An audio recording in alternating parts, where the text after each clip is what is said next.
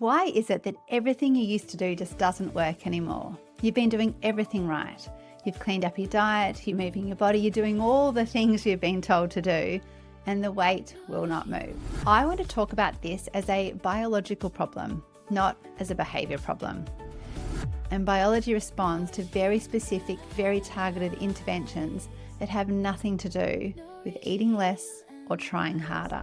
The root cause is not in her food diary, it's in her inflammatory biology. That made sense back in caveman days, but it makes no sense whatsoever in modern life where the threat is not a predator or a lack of food over winter, but a chronic inflammatory load and a full inbox. Before we dive in, a big thanks to our first sponsor, Madam Tiger. When I was planning this podcast, I reached out to a number of brands who I love and adore, and Madam Tiger didn't hesitate to support me. That says something about the brand that makes me love them even more. So I've got my Tiger Nut Milk Chai right here with me today, and honestly, that's not for the promo. This is my real life, nearly every afternoon ritual. Madam Tiger's Tiger Nut Milk, it's dairy-free, FODMAP friendly, no nasty additives or seed oils, and it makes the most incredible chai. If you haven't tried it yet, go and check them out at madamtiger.com. Our second sponsor today is Mineralite, an Australian electrolytes brand. And I have to tell you how I found them because this is a genuine story. Now, I'm really into paddle tennis, some may say obsessed, and a friend of mine introduced me to Mineralite to use for my hydration support during games. I was a little curious because I'd been recommending clients avoid those terrible sugary sports drinks for years, but I wasn't really sure what other options were available. I now know that Mineralite is the option I'll recommend. It's unflavoured and contains no sugar, no sweeteners, no artificial colours, no nasty additives. Just clean electrolyte support in drops. You can add to your water or any hot or cold drink. And my paddle?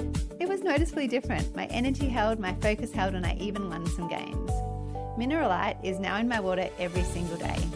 Go and check them out at mineralite.com.au or find them in most pharmacies and health food stores throughout Australia and New Zealand. Why is it that everything you used to do just doesn't work anymore? You've been doing everything right. You've cleaned up your diet, you're moving your body, you're doing all the things you've been told to do, and the weight will not move. Or it moves just a little bit and then comes straight back on. I have sat with hundreds of women in exactly this place, and the answer is never what they expected. I'm Dr. Andrea Robertson, osteopath, naturopath, and nutritionist. Here we nourish because food is medicine and what you eat changes everything. We heal because the body has an extraordinary capacity to self-repair when we remove what's blocking it. And we rise because feeling well isn't the destination, it is the foundation for living the life you truly desire. This is Nourish, Heal and Rise. Nourish, heal and rise. Nourish, heal and rise. Nourish, heal and rise. Before we begin, a quick and important note. Everything I share on this podcast is for educational purposes only. It's not personal medical advice, and it can't be. Because in the context of this podcast, I don't know your health history, your medications, and what else is happening in your body. What I want this podcast to do is give you the knowledge to ask better questions, understand your body more deeply, and make more informed decisions in partnerships with the practitioners who do know you. If something resonates and you want to take action, please work with a qualified healthcare provider who knows your full picture. Welcome back to Nourish, Heal and Rise. I am so glad you are here for episode 3. If you've been following along from the beginning, you heard me in episode 1 introduce the 8 most common signs of chronic inflammation that I see in women's bodies. And in episode 2, we went deep on sign number 1, which was inflammatory fatigue, the kind that sleep doesn't fix, and why no amount of going to bed earlier will solve it if the underlying biology isn't being addressed.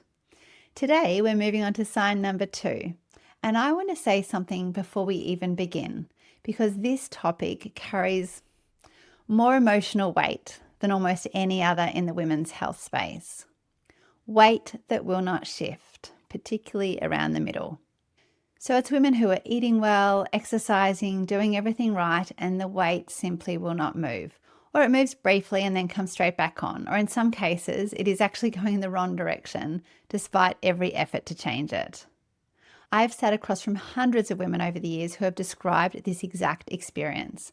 And what I notice consistently, without exception, is that by the time they arrive in my clinic or work with me online, they've almost started to believe that the problem is them, like that they're not disciplined enough, not consistent enough, not trying hard enough, that somehow, despite everything they're doing, there is a personal failing that is responsible for a body that won't cooperate.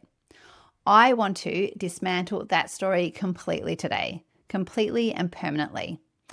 And I want to do something specific in this episode that I think is missing from almost every weight loss conversation in the wellness space. I want to talk about this as a biological problem, not as a behavior problem.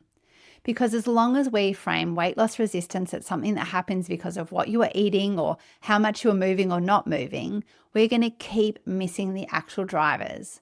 And we're going to keep sending women back into this cycle of restriction and frustration and self-blame that does nothing for their health and a great deal of damage to their relationships with themselves and their bodies. And I know I'm getting passionate, but I am so passionate about this topic, and I'm so excited to share with you today these biology drivers, because the biology is the story and the biology is what gives us answers. And when you understand what is actually happening inside a body that is carrying chronic inflammation, what it does to insulin, your cortisol, your thyroid, your hunger hormones, your fat distribution, your metabolism, the story then changes entirely when you understand that. Weight loss resistance is a biochemistry problem, and biology responds to very specific, very targeted interventions that have nothing to do with eating less or trying harder. So here's what we're going to cover today. We're going to go through the 10 most significant biological drivers of weight that won't shift. And I want you to notice, as we work through them, how many of them connect back to the same underlying inflammatory picture. Then we're going to move into the practical, specific action steps. And we're going to finish with what the research and my clinical experience tells us about how long to expect this change to actually take, and also what to expect as you implement these steps. So let's get into it. But before we go into the mechanisms, I want to spend a little moment making sure we are describing the same experience, because weight loss resistance is not the same as simply wanting to lose weight.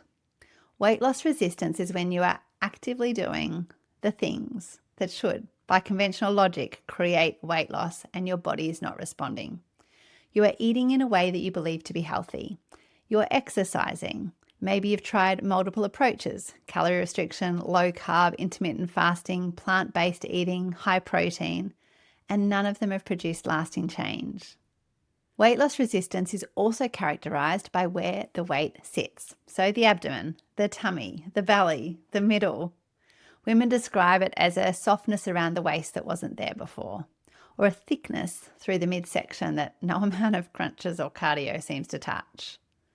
And clothes fit differently through the middle, even if the overall scale number perhaps hasn't changed dramatically. And there's a feeling of being puffed or inflamed, particularly after eating, that goes beyond kind of just a normal feeling of fullness. And it is often accompanied by the other signs that we're talking about in this series. So the fatigue we addressed in episode 1, the brain fog that's coming in the next episode, the joint aches, the gut issues, because these are not separate problems. They're just different expressions of the same underlying chronic inflammation state. I had a client, I'm going to call her Julia just for privacy reasons, who came to see me when she was 47. She was actually a personal trainer and she knew nutrition deeply. She knew exercise, she lived it professionally every single day, and she trained her clients in exactly the kind of methods that should theoretically produce and maintain a healthy weight. And Julia had gained 6 kilograms over the 18 months before we worked together in a way that made no sense to her at all. All of it had landed around her middle, but she was training 6 days a week, eating what she described as a very clean diet, like plenty of vegetables, lean protein, minimal processed food, and the weight just was going in the wrong direction.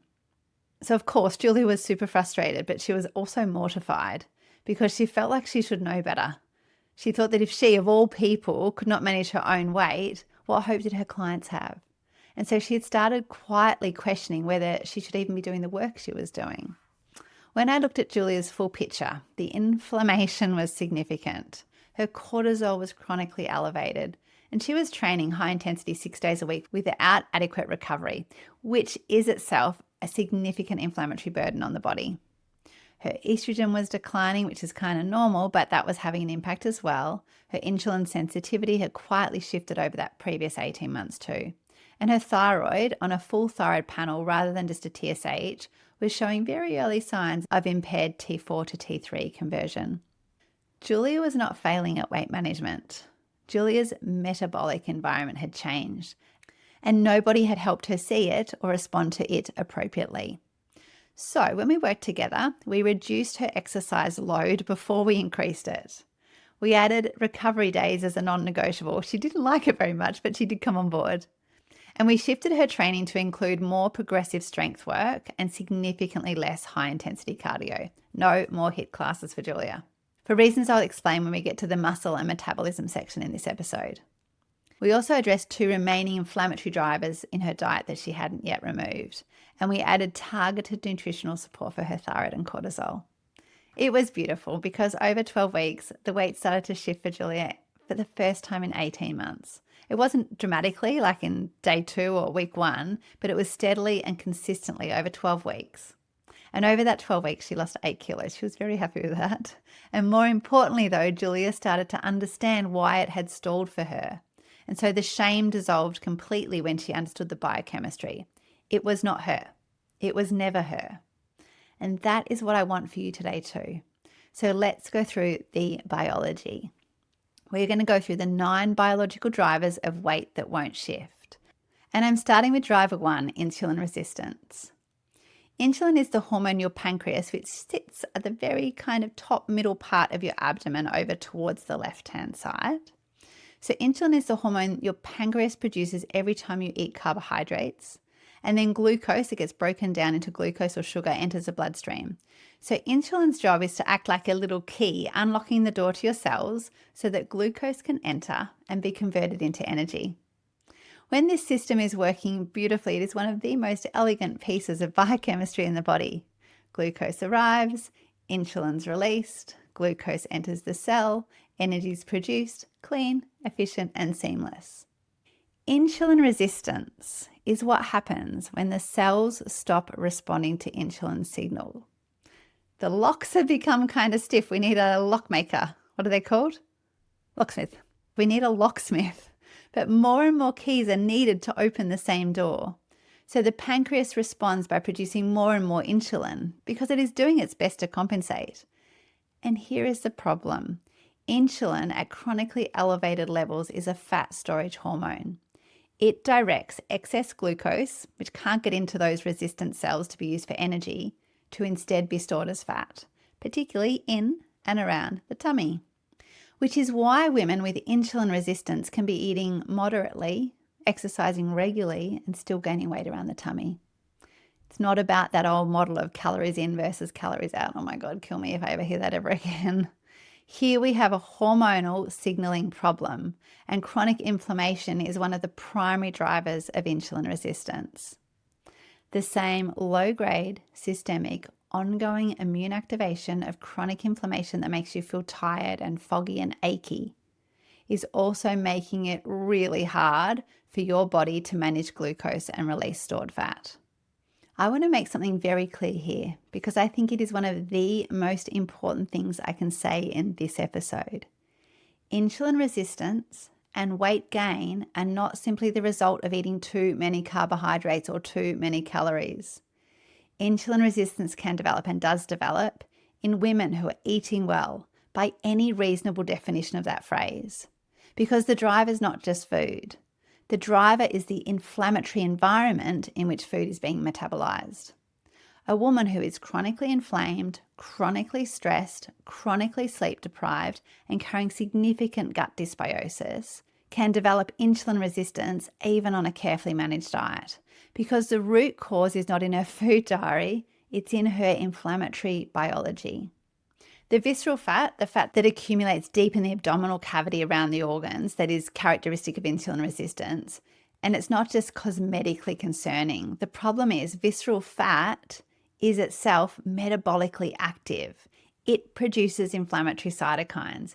It makes inflammation worse, which means that the more visceral fat we accumulate, the more inflammation it generates, which worsens insulin resistance, which drives more fat storage, which makes more inflammation. So you can see it's a very vicious cycle that is incredibly hard to interrupt through just diet alone without addressing the inflammatory foundation. Breaking insulin resistance requires reducing the inflammatory load, stabilizing blood sugar through food choices and meal timing, building lean muscle mass, which is the primary tissue that clears glucose from the bloodstream, and in some cases supporting insulin sensitivity with specific nutrients including magnesium, chromium, berberine, and inositol. They're four of my favorites. But we will come to some practical steps shortly. So that's a little about the first biological driver of weight loss resistance, insulin resistance. Now let's go on to driver number 2, cortisol dysregulation with belly fat storage. Cortisol, your primary stress hormone, plays a significant and underappreciated role in fat distribution, and specifically in fat accumulation around the organs in the belly. So visceral fat cells, the deep fat that surrounds our organs, have a significantly higher density of cortisol receptors than the subcutaneous fat cells elsewhere in the body. So now let's differentiate between visceral fat, the tummy fat, and subcutaneous fat that we'd see like on our hips and thighs, because I want you to understand the difference. Subcutaneous fat is the fat you can pinch. It sits just beneath the skin on the arms, the thighs, the hips, and also on the surface of the abdomen. It's inactive when we think about it from a metabolic standpoint compared to visceral fat. Visceral fat, by contrast, is the fat you can't pinch, like it's deep inside the abdominal cavity and it's wrapped around the organs. So in relation to how these fat cells respond to cortisol, think of it this way. The fat around your middle is highly sensitive to cortisol. When cortisol is chronically elevated, which happens in the context of chronic stress, chronic inflammation, or HPA axis dysregulation, which we talked about in episode 1, well, when cortisol is chronically elevated, the abdomen responds by storing more fat. It is an evolutionary mechanism. The body is holding more energy reserves close to the vital organs in anticipation of sustained threat. Like that made sense back in caveman days, but it makes no sense whatsoever in modern life where the threat is not a predator or a lack of food over winter, but a chronic inflammatory load and a full inbox.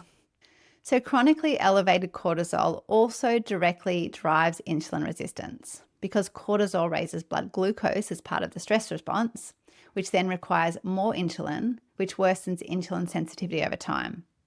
Cortisol also suppresses thyroid function. It reduces growth hormone, which is something that's really essential for muscle maintenance, and it disrupts the hunger hormones called ghrelin and leptin. So cortisol dysregulation is not just one driver of weight that won't shift. It is a multiplier that amplifies every other driver simultaneously. The cortisol picture in women with weight loss resistance is often one of chronic low-grade elevation. Not the dramatic cortisol spike of acute stress, but like a sustained, relatively modest elevation that over months and years rewires fat distribution, impairs metabolism, and makes the tummy weight stubbornly resistant to change. Okay, so cortisol is our second biological driver of weight loss resistance. Let's now go on to driver number 3, which is thyroid dysfunction and metabolic slowdown. When we talk about metabolism, we're essentially talking about your thyroid gland that sits here in your neck, the front of your neck. The thyroid hormones it produces, and specifically the active form T3, determine the rate at which your body burns energy at rest. Think of it as like the dial that controls the idle speed of your car engine or your body engine. When T3 and the receptors are functioning well, your resting metabolic rate is healthy and working well. But when thyroid function is impaired, your metabolism slows down, it's less flexible too, and you need fewer calories to maintain your weight. And any calories consumed in excess of that reduced requirement are stored with remarkable efficiency as body fat.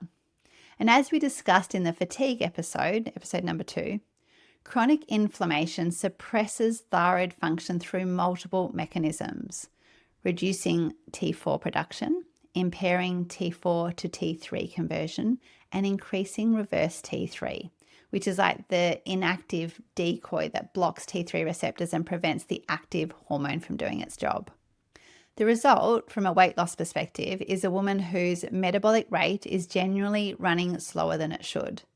She feels cold when others are comfortable. She gains weight on calorie intakes that would not normally do so in a person with a normal thyroid function.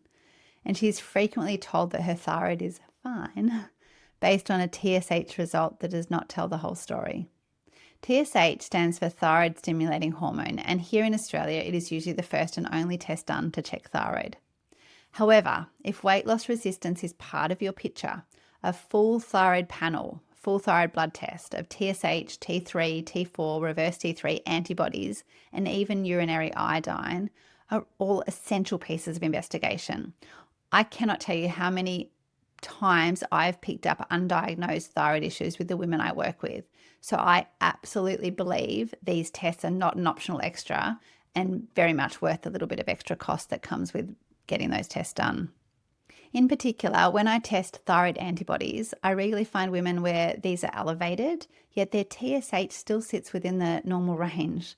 What elevated antibodies tell us is that the immune system is actively attacking the thyroid gland. So that is an autoimmune thyroid disease, most commonly called Hashimoto's thyroiditis, and it can be present or progressing for years, sometimes decades, before that TSH marker changes enough to trigger a conventional diagnosis. So there are women who have been told repeatedly that their thyroid is all fine, and technically at the level of their TSH it may be. But perhaps their immune system is quietly dismantling their thyroid tissue. And that process, which is inflammatory by nature, contributes directly to the fatigue, the weight resistance, the brain fog, and the hormonal disruption that we are discussing throughout this series. The thyroid is a topic I feel so strongly about that we're going to go and do a dedicated deep dive episode on it in the near future. Hashimoto's, the inflammation connection, and what to actually do when antibodies are elevated, then the gluten question, and how to work with your GP to get the investigation and support you actually need. It's a big topic and it definitely deserves its own full episode, so watch out for that one. And so an underperforming or sluggish thyroid is our third biological driver of weight loss resistance. Let's go into driver number 4, estrogen decline. This is the driver that catches so many women off guard because it happens in the context of perimenopause, often years before what most women would recognize as menopausal symptoms. So as estrogen begins to decline, which can start as early as your late 30s, well before periods become irregular, fat distribution shifts. So fat that previously sat, preferentially on our hips and thighs and buttocks, which is metabolically relatively benign, like it doesn't cause any problems there. That fat, it's almost like it begins redistributing to our tummy, to our abdomen. And this is not weight gain in the sense of total body mass changing dramatically or a big increase on the scales. It's a change of where the body stores its fat. And it can feel very confronting for women who have maintained a stable weight for years to suddenly notice that their shape is changing in a way that does not respond to anything that they are doing. At the same time, declining estrogen increases the production of inflammatory markers. Let me explain why. Okay. Estrogen, when it's at its optimal levels, has significant anti-inflammatory effects in the body. It modulates immune function. It reduces the production of pro-inflammatory cytokines. So, unfortunately, as estrogen declines with perimenopause and menopause, that anti-inflammatory protection reduces. Isn't that kind of sad? Then this creates a more pro-inflammatory environment, which worsens insulin resistance, which further drives tummy fat accumulation, which generates more inflammation. Ugh, oh my goodness, what a vicious cycle. However, ladies, not all is lost. Don't despair. It is a cycle that requires a whole system approach to interrupt it, but it can be interrupted, which is also why managing perimenopause well is so important for your long-term health. I'm going to have a chat about how to do that in a specific perimenopause-focused upcoming podcast. So stay tuned for that one. It is going to be a game changer for so many of you. Plus, it's important that your perimenopause years be supported with the anti-inflammatory lifestyle approach we are discussing throughout the 8 episodes in this series on chronic inflammation. Okay, so perimenopause is not just about hot flushes, brain fog, and peri-rage. It's about metabolic health even more so. It is super important that you live a lifestyle and eat in a way that avoids developing insulin resistance, or it works on reducing insulin resistance if you're on the way. It is super important to maintain your muscles, and it's extra important to protect the metabolic function within your body that determines how well your body manages energy and weight throughout the perimenopause transition and beyond. We will be going into this later in this episode, so stay tuned. Okay, so estrogen decline and fat redistribution is our fourth biological driver of weight loss resistance. Let's now go on to driver number 5, which is gut dysbiosis and the microbiome metabolism connection. The research on the gut microbiome and body weight is one of the most exciting and rapidly evolving areas in metabolic science right now. And what it's showing us is something that would have seemed almost unbelievable 15 years ago. Like, we did not learn anything about this when I was at uni because the research about the microbiome didn't even exist back then. It makes me sound kind of old, but it doesn't feel that long ago.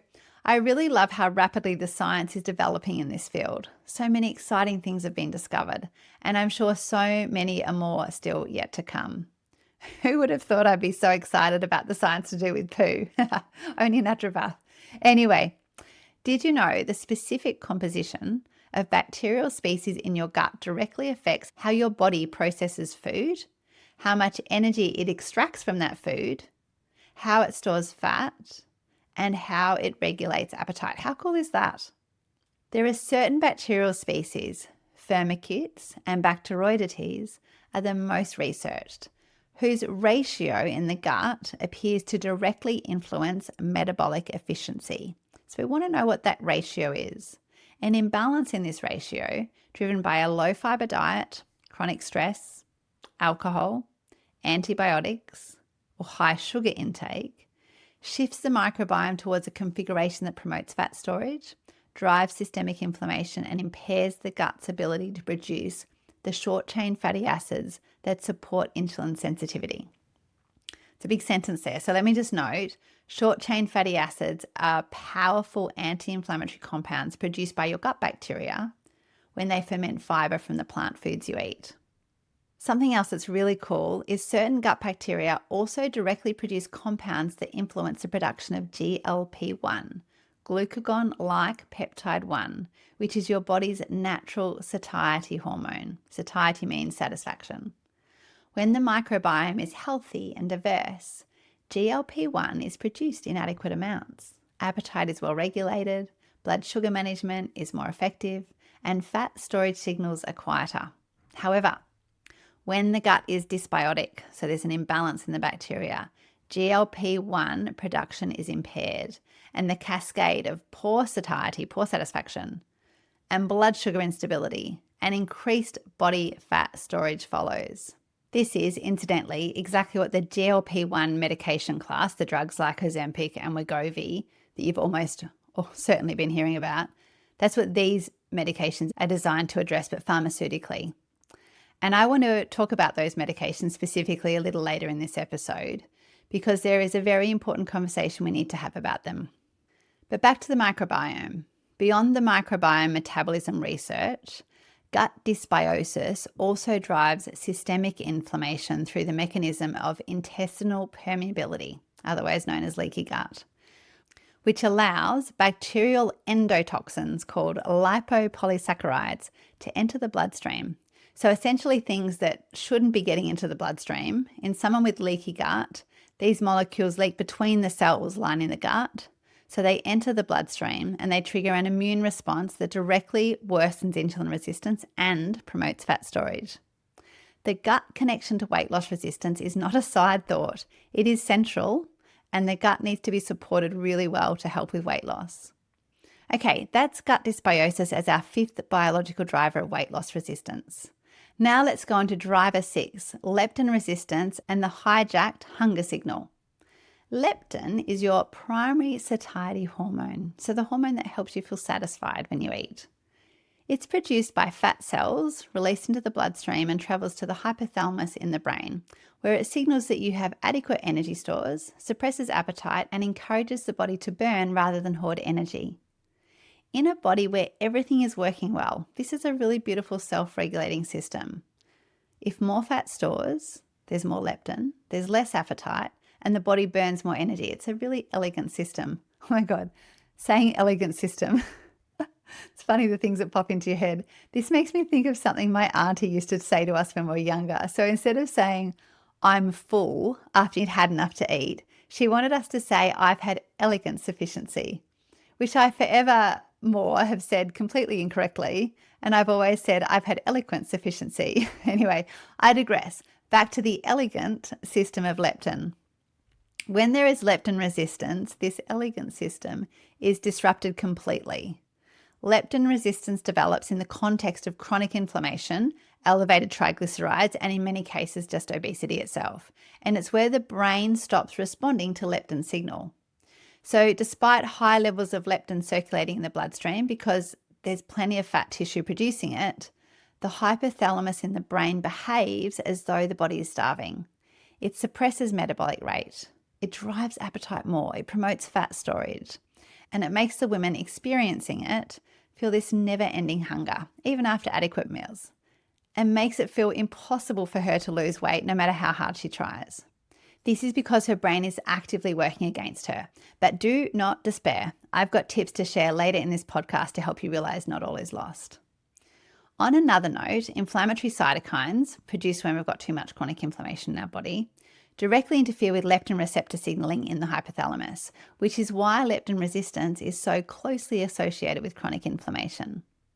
And then elevated triglycerides from a diet high in sugar and refined carbohydrates, of course. These elevated triglycerides physically block leptin from crossing the blood-brain barrier, preventing it from even reaching the hypothalamus to deliver its signal. This means that addressing blood sugar balance, reducing the intake of sugar and refined carbohydrates, and reducing systemic inflammation are not separate strategies for separate problems. They are the same strategy for the same underlying problem, restoring leptin sensitivity and allowing the brain to accurately interpret and perceive the body's energy status. So our sixth biological driver of weight loss resistance was leptin resistance. Now let's go on to driver number 7, undereating and metabolic adaptation. This is one that surprises most women, and the one that decades of conventional weight loss advice of calories in versus calories out has inadvertently created. So if you've spent years, or in many cases of the women I work with, decades, eating in a significant calorie deficit, restricting, dieting, cutting, reducing, your metabolism has adapted and not in a direction that helps you. Here's what happens. When you consistently eat below your genuine metabolic needs, your body interprets this as a survival threat. You are, from the body's perspective, in a famine, and it responds accordingly by down-regulating your metabolic rate, reducing the rate at which you burn energy at rest. It achieves this through multiple mechanisms, reducing thyroid hormone conversion, lowering body temperature, reducing the energy used up during movement, decreasing the thermic effect of food, and critically, reducing muscle mass, because muscle is metabolically expensive and the body will sacrifice it to reduce energy expenditure. The result is a metabolism that has genuinely become less efficient over time. A woman who has been restricting for years may have had a resting metabolic rate that is significantly lower than it should be for her age and body composition, which means that the calorie level at which she maintains her weight is lower than it would be in a woman who has never fully restricted, which makes further restriction increasingly ineffective and increasingly worse off for you. There is something called metabolic adaptation, or in more extreme cases, adaptive thermogenesis. Thermo means heat, genesis means to create. So this means the process of how your body produces and regulates its internal temperature through burning energy is actually changed. And it's one of the most compelling arguments for why chronic restriction is not a sustainable or effective long-term weight loss strategy. And it winds me up because that message is still one that's out there to this day so much in gyms and in clinics, and it just doesn't work. The path out of metabolic adaptation is not to restrict further. It is, counterintuitively, to actually eat more. specifically to eat more protein, which has the highest thermic effect of any macronutrient out of carbohydrates, fat, and protein, and directly supports lean muscle maintenance. So the thermic effect refers to the energy your body burns by simply digesting and processing the food you eat. And as I said, protein has the highest thermic effect of all, so eat more protein. It also means your body actually burns more calories just breaking down protein compared to fats or carbohydrates. And then please strength train, because building lean muscle is the most powerful tool available for increasing your resting metabolic rate over time. We will talk about this more later in this podcast episode though. Okay, so that's undereating and metabolic adaptation as our 7th biological driver of weight loss resistance. Now let's go on to driver 8, set point theory, and why the body defends a weight range. I learned about set points about maybe 15 years ago at a conference that I was at in Adelaide, and it's something I talk about constantly with the women I work with. I think it is one of the most important concepts in this entire conversation today, because it explains something that so many women have experienced and never had a name for. So your body has a defended weight range, a set point. It's not a fixed number, it's more like a thermostat setting. And just as your home thermostat will activate the heating or cooling to bring the temperature back to the set point whenever it drifts, your brain and your body have a sophisticated array of biological mechanisms that activate whenever your weight moves away from the set point, with the primary goal of returning it there. The set point is governed largely by the hypothalamus in the brain. It's also the region of the brain that regulates hunger, thirst, body temperature, and the stress response. The hypothalamus receives signals from leptin, insulin, ghrelin, cortisol, and a range of gut hormones, and uses this incoming data to calibrate appetite, metabolic rate, and fat storage to defend the set point. When you lose weight in the biggest loser style, thinking like weight loss in a diagonal line downwards, and then you drop below your current set point, the hypothalamus responds. Metabolic rate drops, appetite increases, hunger hormones rise, and the drive to eat intensifies because the body's trying to get you back to this set point. And most of the weight then will come back. So it's not a weakness if that happens. This is the hypothalamus doing exactly what it's designed to do, which is defending your body against what it interprets as a threat to survival. And here is the most important thing that most weight loss conversations never address. The set point is not fixed for life. It can shift upwards and downwards, thank goodness. Listen very closely to this, because it blew my mind when I originally learnt this. Chronic inflammation is one of the primary forces that drives a higher set point over time.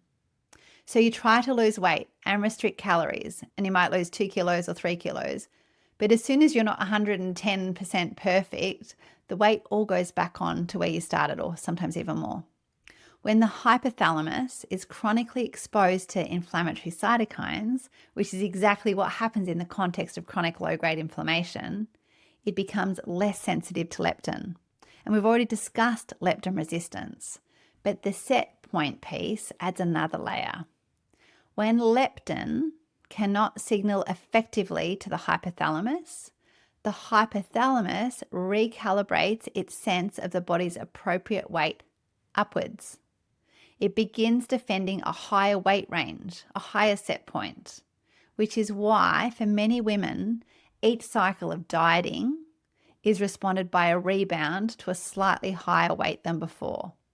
The set point has shifted up, and the body is now defending that higher range with the same vigor it previously defended the lower one.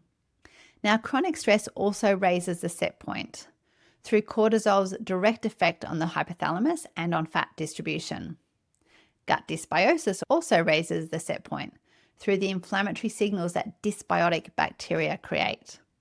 Poor sleep also raises the set point through its effects on ghrelin and leptin, the hunger hormones, and hypothalamic sensitivity. And unfortunately, years of that yo-yo dieting and restriction also raise the set point through the metabolic adaptation and cortisol cycling that we've already discussed. So you can see now, weight loss is not simply a calories in versus calories out situation. The good news though, my friends, and this is very important, as I said, the set point can also shift downwards. And it shifts downwards through the same mechanisms that drive us up, but applied in reverse. Reducing chronic inflammation, restoring leptin sensitivity, healing the gut, protecting the sleep, managing cortisol, building lean muscle. Yes, these are 100% weight loss strategies, but they are also set point recalibration strategies. And the difference matters because a recalibrated set point means the body is no longer actively fighting to return to a higher weight. It is now defending a lower one, which is why the approach I use in my programs produce results that last. Not because women are white-knuckling maintenance, but because the underlying biology has genuinely changed. We aim to lose weight slowly by eating enough food, by eating enough calories, by eating enough protein, and we see set points change for the better. It's like weight comes off, goes downwards. Then we see a set point where nothing changes with weight loss and nothing changes in what the ladies are doing. But the weight just stops coming off for a few days or even up to 2 weeks. That's the longest I've seen a set point recalibration take. But then again, for no reason or no change in nutrition, we see the weight starting to come off again. Then another set point where the weight doesn't change for a few days. It's also where I retrain my clients with their mindset to not worry or panic when they see the weight loss stop for no reason for a few days or a week or two. But instead, I encourage my ladies that I work with to say, isn't that interesting? That must be a set point, rather than going, oh my God, I've stopped losing weight. So it's just, isn't that interesting? That must be a set point. It literally changes everything in how we look at weight loss. When I talk about set point work with clients, I often use the analogy of a thermostat because it kind of works. And it's a thermostat that has been set too high for years. You can open a window to cool the room down temporarily, but the thermostat will keep turning the heat back on. The real solution is to adjust the thermostat setting. That is what the anti-inflammatory nutrition approach does. It recalibrates the thermostat from the inside. Okay, so set points were our 8th biological driver of weight loss resistance. Now let's go on to driver 9, which is sleep deprivation and appetite hormone disruption. Sleep and weight are connected in ways that are far more direct than most women realize. Poor sleep, particularly inadequate deep restorative sleep, drives serious changes in 2 critical appetite regulating hormones. I've talked about them a little bit. I've been sprinkling them in this episode, but now let's talk about them more. Ghrelin, it is your hunger stimulating hormone, and it rises with sleep deprivation. Then leptin, which is your satiety hormone or your satisfaction hormone when it comes to food, it falls with sleep deprivation. The result is that after a poor night's sleep, or even chronically poor sleep over weeks and months of disrupted sleep, you're genuinely hungrier. You feel less full easily, and you get cravings for more high-calorie, high-carbohydrate foods. Studies consistently show that sleep-deprived individuals consume significantly more calories the following day after a bad sleep because their appetite hormones are accurately reflecting a body that has received less restoration than it needed and is trying to do some compensation. Sleep deprivation also elevates cortisol, which, as we have already discussed, drives belly fat storage. It also impairs insulin sensitivity, it increases systemic inflammation, and it reduces growth hormone production. Growth hormone, which is released primarily during deep sleep, is essential for fat metabolism, muscle maintenance, and cellular repair.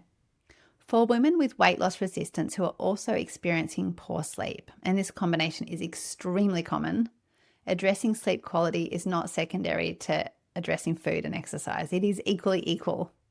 The hormonal environment created by poor chronic sleep will undermine almost every other strategy, so you must work on sleeping well. More about that later. Okay, so sleep deprivation was our 9th biological driver of weight loss resistance. Now let's go on to driver number 10, the compounding effect of diet culture. I felt like I wanted to stab myself when I said diet culture because it's been so toxic over the years. And I want to spend a moment here on something that's not a biological mechanism, but that I think is critically important to name because it does overlay and amplify every other driver that we've discussed. So many of the women who come to me with weight that won't shift have been dieting in one form or another for decades. They started restrictive eating often in their teens or their 20s, usually driven by social pressure or cultural messaging about what bodies are supposed to look like. In my era, think Kate Moss type bodies plastered all over fashion magazines. And these women who are exposed to that have cycled through low-fat diets, low-calorie diets, low-carb diets, the Atkins diet, the lemon detox diet, the cabbage diet, meal replacements, juice cleansers, literally every iteration of restriction that has been marketed to them across the years. And I have to admit too, even with a naturally lean body, but with the body weight pressures I perceived for myself of being a dancer since I was young, even I restricted and tried some of these terrible diets. Oh my God, if only I knew then what I know now. Each cycle of restriction followed by an inevitable rebound, which is not a failure but a physiological response, it leaves a mark. On the metabolism, as we have discussed. On the relationship with food, creating patterns of restriction, guilt, and then reactive overeating that make intuitive, nourishing eating more difficult. And on the hormonal environment, because the toxic stress of dieting is itself an inflammatory stressor. And every time you enter a significant calorie deficit, cortisol rises. Every time you break a diet and overeat, insulin spikes and cortisol rises again. And the cycle of restriction and rebound is at a physiological level, a cycle of chronic, low-grade stress. And it accumulates over time in exactly the ways that we've been talking about. There is also a significant psychological cost that I do not want to minimize. Years of focusing on restriction, of cataloguing food as good or bad, of measuring self-worth against a number on the scale. This creates a relationship with food and with your body that makes the nourishment first approach I'm describing feel genuinely counterintuitive, even uncomfortable. And that discomfort is real and valid. And it's worth acknowledging that for some women, working through it with a psychologist or therapist who understands disordered eating patterns alongside the clinical nutrition work that I do can be a really powerful combination.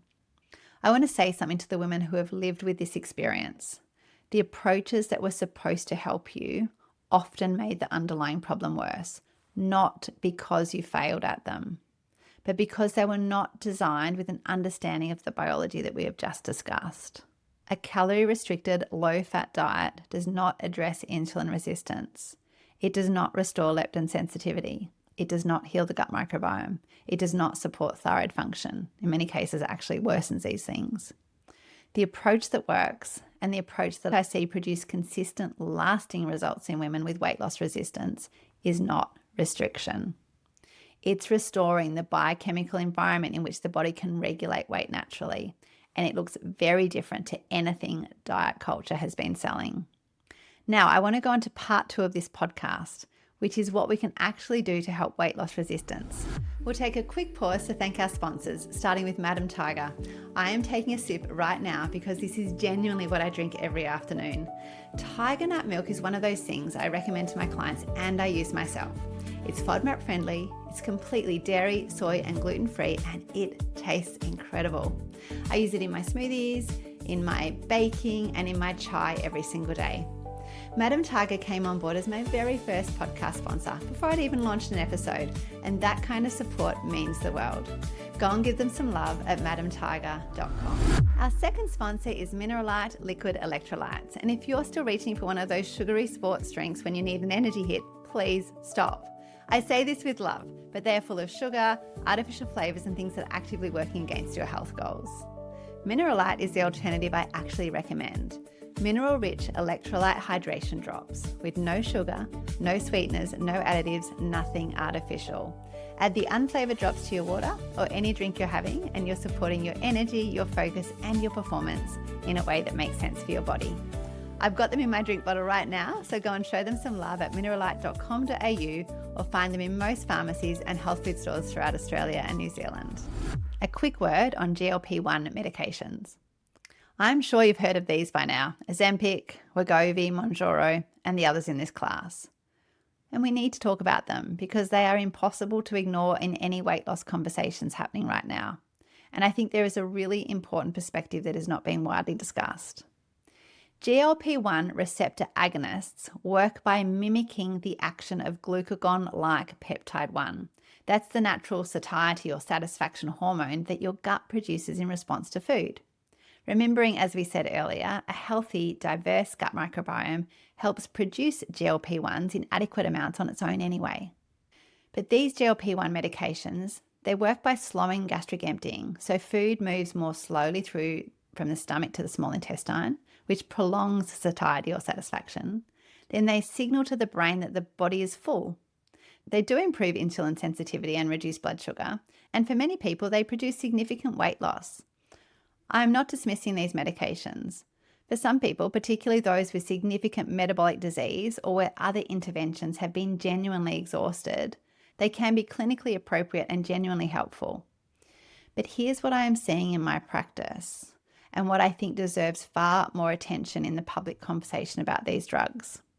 I see them being prescribed to people that could do this without medication, because GLP-1 medications do not address the underlying inflammatory environment that drove the weight loss resistance in the first place. In fact, from what I've seen, they actually worsen inflammation.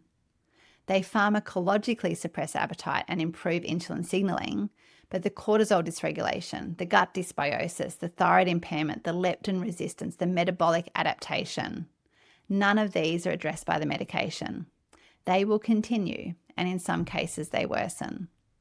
I am seeing women come to me who have been on GLP-1 medications, who have lost weight and experienced a significant increase in inflammatory symptoms, joint pain, fatigue, gut disturbances, mood changes, and in some cases skin reactions.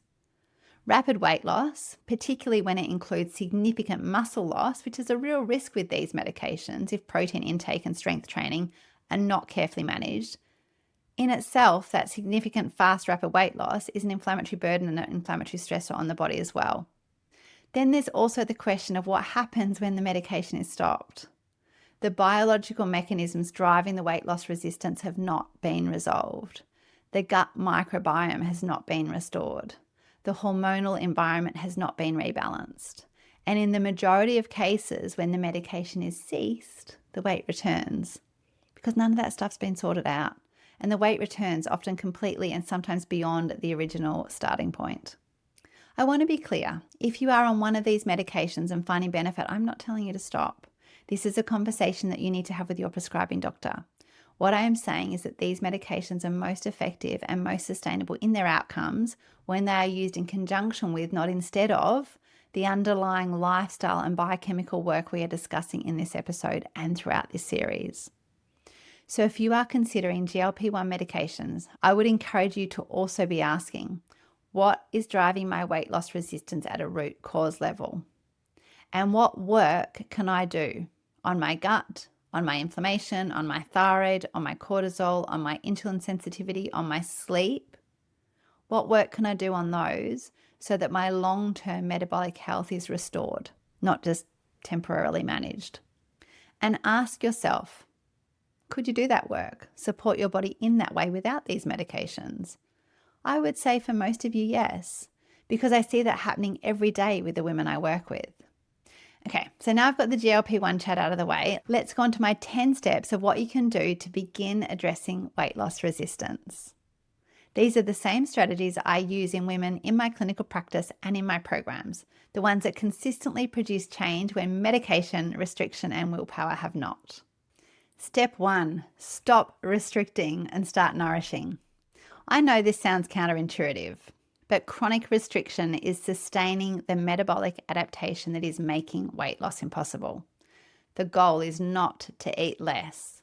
The goal is to eat in a way that restores insulin sensitivity, supports thyroid function, fuels lean muscle, and reduces inflammation.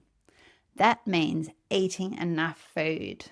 It means not skipping meals. It means not living in a calorie deficit so aggressive that your body interprets it as a threat and doubles down on fat storage. The women who consistently produce the best weight loss results in my programs are almost always the ones who counterintuitively, trust me, they trust the process and they increase their food quality and quantity in the early weeks, particularly their protein, rather than restricting further. Which takes me to step number 2, prioritize protein at every meal. Protein is the single most important macronutrient for women with weight loss resistance, and most women are eating far too little of it. Remember before when I told you that protein has the highest thermic effect of any macronutrient, meaning your body burns more energy just digesting it compared to fat or carbohydrates. And protein is also directly required for building and maintaining lean muscle, which is your primary metabolic tissue, the tissue that clears glucose from your bloodstream and sets the baseline of your resting metabolic rate. Protein supports satiety hormones, or it's the food, the macronutrient that makes you feel most satisfied, which means it reduces the ghrelin-driven hunger that often drives overeating. And protein stabilizes blood sugar. A protein-rich meal blunts the glucose and insulin spike that a carbohydrate-dominant meal produces. Oh, and now it's come time for me to introduce you to something I think is seriously important and that I teach all of my clients about. I want to introduce you to something called the protein leverage hypothesis, because I think it explains a pattern that so many women recognize in their own eating but have never had a framework to understand. The protein leverage hypothesis, developed by researchers Simpson and Raubenheimer, proposes that humans have a biological drive to obtain a certain level of protein each day, and that when protein intake is not met, the body compensates by driving hunger and food intake until that protein requirement is met. In practical terms, this means that if you are eating a diet that is low in protein, you'll be driven to overeat other macronutrients, carbohydrates and fats. Your body needs protein, but your brain gets muddled up and it thinks it needs just energy, so it goes for the quickest sources of energy, hello sugar and carb cravings that don't even hit the spot. Your body is not being unreasonable. It's being very reasonable indeed. It needs protein and it will not stop signaling hunger until it gets it. This is why low protein diets produce persistent hunger, even when total calories are adequate. When the protein target is met, the hunger signal quietens, not because of willpower, but because the biological driver has been satisfied. The target I work with for most women with weight loss resistance is between 1.2 and 2 grams of protein per kilogram of ideal body weight per day. For most women, that is significantly more protein than they are currently eating. And the most important place to start is breakfast, 25 to 30 grams of protein before anything else every single day. Okay, eating enough food and eating enough protein were steps 1 and 2 of what to do about weight loss resistance. Now let's go into step number 3. Build lean muscle with progressive strength training. Muscle is metabolically active tissue. 1 kilogram of lean muscle burns approximately 3 times as many calories at rest as 1 kilogram of fat. Building lean muscle is therefore the most sustainable long-term strategy for raising your metabolic rate, your resting metabolic rate. That's your energy burner baseline, and for improving insulin sensitivity. And the type of training matters. Chronic high-intensity cardio can actually worsen cortisol elevation when you do it without adequate recovery. It can drive muscle breakdown rather than muscle building. And while it burns calories during the session, it does not produce the lasting upregulation in resting metabolic rate that comes from increasing lean muscle mass. Progressive strength training, which means lifting weights that are challenging for you and progressively increasing the demand over time as your strength improves. This style of lifting specifically improves insulin sensitivity by increasing the number and sensitivity of glucose transporters in muscle cells. Don't you love a bit of science on this? It also supports growth hormone and testosterone production, both of which are important for metabolism in women, not just men. It also preserves bone density, which is critically important in the context of declining estrogen with menopause. And strength training builds lean muscle mass that changes the metabolic picture long term. So a note on what progressive strength training actually means in practice, because I want it to be specific. It means resistance training where you are genuinely challenging your muscles, not just going through the motions with weights that feel comfortable. The muscles need a reason to adapt and grow, and that reason is load. 3 to 4 sessions per week of 30 to 45 minutes each, with genuine rest or gentle movement between sessions, not extra high intensity work. That is an effective starting structure for most women. So each time you need to increase reps or increase weight. With my training, I'm now at the point where I lift challenging weights in the 8 to 12 rep range, but each time I hit 12 reps, and I can do that, I add a quarter or half a kilo on with 1 to 2 reps in reserve. And so that's how I'm always doing progressive overload. Now, I think I should get my trainer to come on and do an episode with me on this podcast, because I'd love for you all to understand the system too, so you can apply it as well. And if you are new to strength training, please do not let that be a barrier. Start where you are. Bodyweight exercises, resistance bands, or light weights with professional guidance are perfectly appropriate starting points. And visit my YouTube channel, Bar with Andrea, because I have some great starting workouts there, even for beginners with bar workouts. But it's the progression over time is what really matters, not the starting load. Okay, so building muscle with progressive strength training is step number 3 for weight loss resistance. Now let's go on to step number 4, stabilize blood sugar at every meal. Every meal should contain protein, fat, and fiber in that priority order. These 3 elements together slow the absorption of glucose from food, moderate the insulin response, and sustain satiety or satisfaction between meals. So have a mouthful of protein first at every meal too, before the carbohydrates. There's been some great studies that consistently show that eating protein and vegetables before more starchy carbohydrates at a meal significantly reduces the post-meal glucose spike compared to eating the same foods in reverse order. Something as simple as eating your chicken or fish before your rice or potatoes produces a measurably better glucose response. How cool is that? Then avoid meals that are predominantly carbohydrate with minimal protein and fat, like toast, cereal, rice-only dishes, fruit-based snacks on their own, particularly first thing in the morning when blood sugar management sets the tone for the entire day.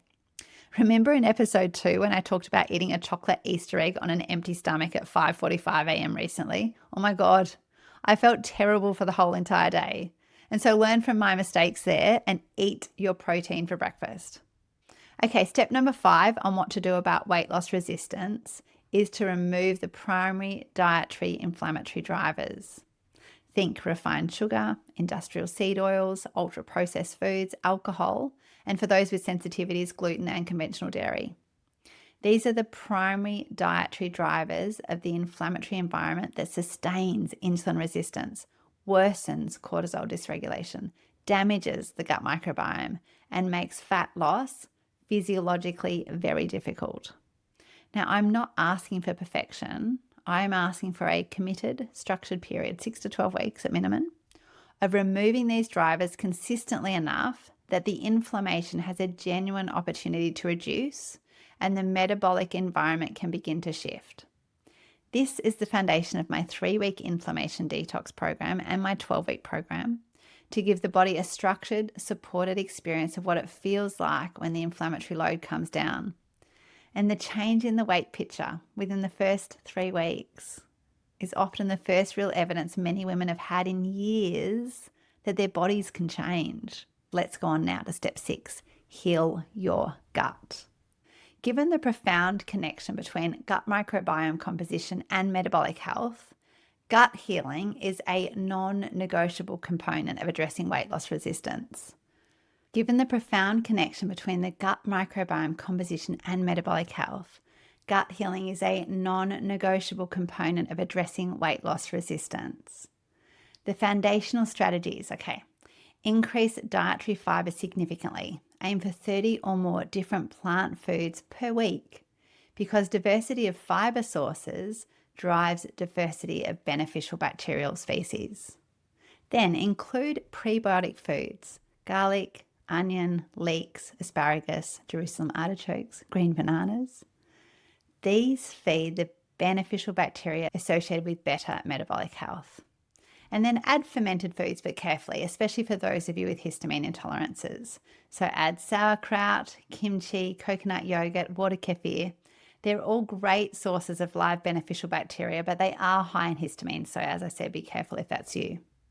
And then remove the gut disruptors, refined sugar, alcohol, Gluten and dairy in many of you will be a bit of a disruptor for a short period of time, so it's good to take them out and also avoid any unnecessary antibiotic use. And then consider whether comprehensive digestive stool analysis testing might be warranted if you've done everything else and the weight is still not shifting, particularly if gut symptoms are part of your picture.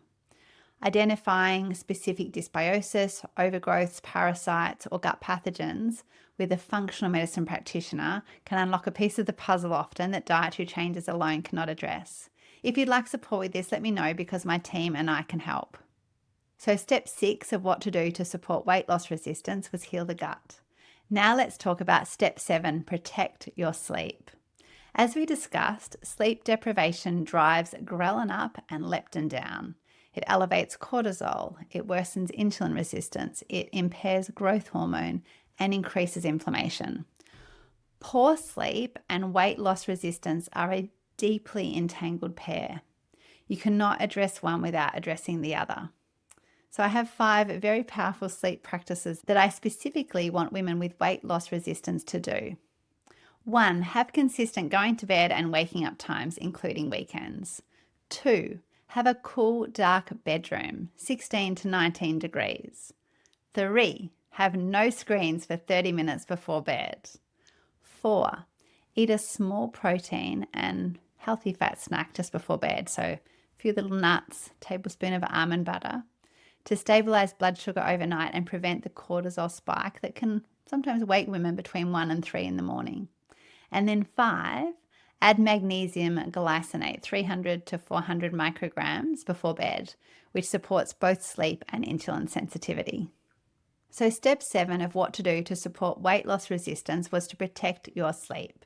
Now let's talk about step 8, support your stress response. Cortisol management is not a little add-on to a weight management strategy. Given everything that we have discussed about cortisol's role in abdominal fat storage, in insulin resistance, in thyroid suppression, it is as clinically important as nutrition and movement. The practices that most consistently reduce cortisol in women with chronic elevated cortisol are these: regular, gentle movement in nature. Even a daily 30-minute walk reduces cortisol over time. 2, extended exhale breath work. Think in for 4 counts, out for 6 to 8 counts. 10 to 15 repetitions. This directly activates the parasympathetic nervous system, which is your rest, relax, digest nervous system. And the kick-on effect of that is lower cortisol. And then reduce the high intensity exercise load if it is excessive. As counterintuitive as that sounds, because a body already carrying a high cortisol load, for that body, more intense exercise is more stress, not the antidote to it. And then schedule in structured time without demands, time that is genuinely restorative, not just time between tasks. I work with women on this piece consistently, and I work on it myself too. Like, I'm literally a work in progress in this department. But it's also one where the cultural messaging is pretty unhelpful. Like, how many times has someone asked, "How are you?" And you say, "Great, thanks, but I'm so busy." How is it that we've made busy a good thing? The message we get from our society, like work harder, move more, push through, do it all. But for a woman whose cortisol is chronically elevated, that is adding fuel to the fire. So step 8 of what to do to support weight loss resistance was to support your stress response. Now let's talk about step 9, investigate the hormonal and thyroid picture properly. If weight loss resistance is significant and persistent, the full hormonal and thyroid picture needs proper investigation, not just a TSH and fasting glucose, but a comprehensive panel that includes TSH, free T3, free T4, reverse T3, urinary iodine, vitamin D, B vitamins, homocysteine, fasting insulin, fasting leptin, a full sex hormone panel including estrogen, progesterone, testosterone, and SHBG, and if not recently done, a full iron panel including ferritin. This panel tells a story that the standard blood count simply cannot, and it gives you and your practitioner the specific targets to address, rather than a general sense that you should eat less and move more. If you're in Australia, many of these tests are Medicare rebatable when ordered through a GP. A functional medicine GP or an integrative GP or a naturopath with prescribing access can help you also navigate which tests are most relevant to your specific picture. But for someone like me, unfortunately, as a naturopath, we're not covered on Medicare for these blood tests. But again, my team and I can help you here if you're looking for support. In Australia, also, you can get some really great blood tests done through some online pathology prescribing services. And then step 10 on what to do about weight loss resistance is to give it time. Genuinely, give it time. The metabolic environment that drives weight loss resistance has typically been developing for years. Reversing it takes time, and setting realistic expectations is essential, because the frustration of expecting faster change than is biologically possible is itself a cortisol driver. What I tell women in my programs with weight loss resistance is this. In the first 3 to 6 weeks, you will likely notice changes that are not primarily about the scale. The bloating will reduce, energy will improve, the sleep will feel more restorative, the brain fog will lift a little. These are the biological signals that the inflammation is reducing and the metabolic environment is beginning to shift. These are the leading indicators. The scale is like a secondary indicator. It responds after the biology has already started to change. Health first, weight loss as the side effect. Consistent change in body composition, like real sustained change, typically takes 3 to 6 months of this approach applied consistently, not 3 to 6 weeks. And that is not a failure of this approach. That is the reality of restoring a system that has been dysregulated for a long time. So, in closing, weight loss resistance is not a willpower problem. I want you to hear that as clearly as I can say it. It is a biochemistry problem. Specifically, it is a problem of an inflamed metabolic environment, one in which insulin resistance, cortisol dysregulation, thyroid suppression, leptin resistance, gut dysbiosis, hormonal decline, sleep disruption, and metabolic adaptation have all converged to create conditions in which the body is doing exactly what inflamed bodies do: holding on, storing, protecting, not through any failure on your part, but because that is the physiological response to the biology that chronic inflammation creates. I want to briefly tell you what to expect as you begin implementing these changes, because I think managing expectations is as important as the steps themselves, and unrealistic expectations are one of the most common reasons women abandon approaches that are actually working. So in the first week, you'll probably notice some weight loss, which is usually the fluid accumulation you're letting go of as chronic inflammation starts to reduce. Then in the next 2 to 3 weeks, the changes you're likely to notice are not so much on the scale number. They are in how you feel, like less bloating, more consistent energy throughout the day, better sleep, fewer afternoon cravings, a clearer head. These are the leading indicators, the biological signals that the inflammatory environment is beginning to shift. They are more meaningful than any number on a scale because they tell you that the direction is right and the biology is responding. The scale, if it does move in the first few weeks, as I said, that is often showing the reduction in fluid retention rather than fat loss.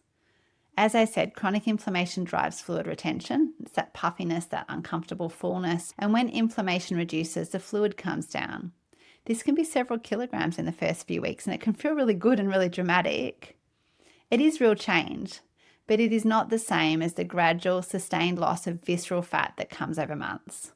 We'll have both of them. We'll have the quick one at the start, but then that sustained one over months. Because genuine fat loss, particularly from the visceral abdominal fat that is most closely tied to the inflammatory picture, typically becomes measurable and consistent from week 6 to 12 onwards. This is where the changes in insulin sensitivity, cortisol, and thyroid function begin to produce a genuinely altered and improved metabolic environment in which the body is able to release stored fat. And continued progress, the full resolution of weight loss resistance in women with a significant inflammatory load, often takes 6 months to a year of consistent application.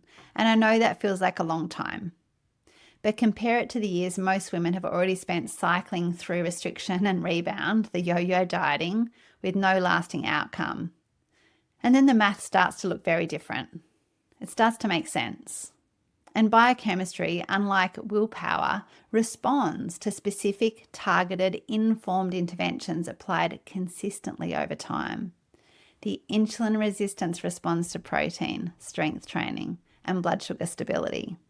The cortisol responds to genuine rest and nervous system support. The thyroid responds to reducing inflammation and removing the things that suppress its function. The gut responds to fiber, diversity, and the removal of foods that damage it. And the leptin resistance responds, gradually but genuinely, to all of the above. Start today with steps 1 and 2. So stop restricting and add protein to every meal, starting with breakfast. Those 2 shifts alone begin to change the hormonal environment in which fat loss either happens or does not. Next episode number 4, we are moving on to sign number 3 of chronic inflammation, which is brain fog.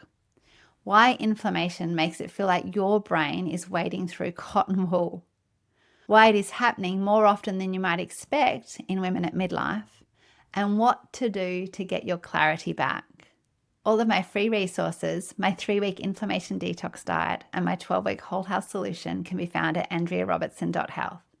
Everything you need is right there waiting for you. If you loved today's episode, please take 30 seconds to leave a review on Apple Podcasts, Spotify, YouTube, or wherever you're listening to your podcasts. It genuinely helps more women find the show so they can nourish, heal, and rise too. Until next week, nourish your body, keep healing, and never stop rising. I'm Dr. Andrea Robertson, and this has been Nourish, Heal, and Rise. A final thank you to our sponsor, Madam Tiger. There are always numerous cartons ready for consumption in my house. Tiger nut milk. It's dairy-free, FODMAP-friendly, no nasty seed oils or additives, and genuinely delicious. Go check them out at madamtiger.com. And I'll be linking to both my sponsors in the show notes below. And a final thank you to Mineralite, the liquid electrolyte drops I genuinely use every single day. Naturally sourced electrolyte and minerals with no sugar, no sweeteners, no artificial colours. Just add the unflavoured drops to your water and you're done. If your energy is flat and yet you're drinking plenty of water with no change, this might be exactly what you're missing. Check them out at mineralite.com.au and I'll link to them in the show notes below as well. I'll see you in the next episode. Nourish, heal, and rise. Nourish, heal, and rise. Nourish, heal.